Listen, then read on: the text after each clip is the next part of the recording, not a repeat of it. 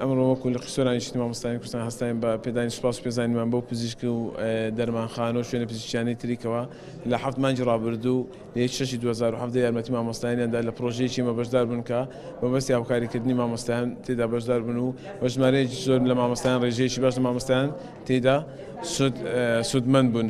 ئەمە وەکو پێدانی سوپاس و پێزانی خۆمان ئەمڕۆ ئەمە ڕاستیمەمان بۆ ڕێگەی خست بوو و دووبارە لێرە سوپاس خۆمانیان ئارەستاکەین. بە شێوەیەکی گشت مامۆستای زۆر